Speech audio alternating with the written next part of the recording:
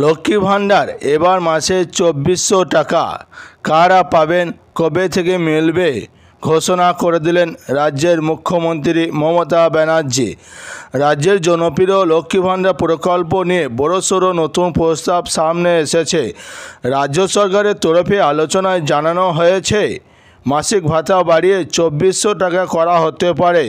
খবরটি প্রকাশে আসতেই মহিলাদের মধ্যে আনন্দের ঢেউ ছড়িয়েছে। অনেকে মনে করছেন এই অতিরিক্ত অর্থ দৈনন্দিন সংসারে খরচ সামলাতে বড় সহায়তা হবে। বর্তমানে প্রায় সব পণ্যের দাম ক্রমশ বাড়ছে। নিত্য প্রয়োজনীয় দ্রব্য থেকে শুরু করে গৃহস্থালির অন্য খরচ সব ক্ষেত্রে চাপ বাড়ছে। এই পরিস্থিতিতে মাসে অতিরিক্ত কিছু আর্থিক সহায়তা মহিলাদের সংসারের ভার হালকা করবে, পাশাপাশি ছোটোখাটো ব্যক্তিগত চাহিদা মেটানো সম্ভব হবে।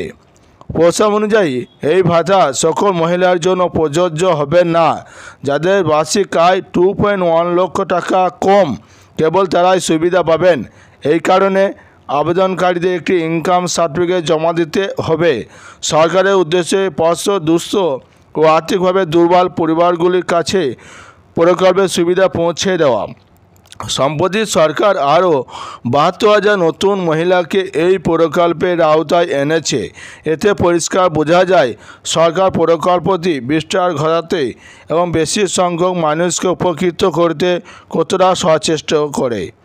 যদিও কোনো আনুষ্ঠানিক ঘোষণা আসেনি, প্রশাসনিক সূত্রে জানা গিয়েছে 2026 সালে বিধানসভা নির্বাচনের আগে এটি কার্যকর করা হতে পারে।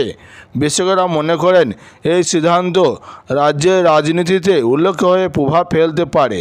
আপাতত মহিলারা চূড়ান্ত ঘোষণার জন্য অপেক্ষা করছেন। লক্ষ্মী ভাণ্ডার প্রকল্প শুরু হওয়ার পর থেকে রাজ্যের প্রায় কোটি কোটি মহিলা আর্থিক সহায়তা পাচ্ছেন। শুধু অর্থ নয়, প্রকল্পটি মহিলাদের আত্মবিশ্বাস ও স্বনির্ভরতার দিকে উৎসাহ যোগাচ্ছে। ফলে সমাজে নারী শক্তির অবস্থান আরও দীর্ঘ হচ্ছে। যদিও ভাতা বাড়ানো হয়, তবে আরও অনেক পরিবার প্রত্যক্ষভাবে উপকৃত হবে। এই ছিল আজকে লক্ষ্মী ভাণ্ডারের বড় আপডেট। ভালো লাগলে লাইক, কমেন্ট, শেয়ার এবং সাবস্ক্রাইব করে পাশে থাকুন।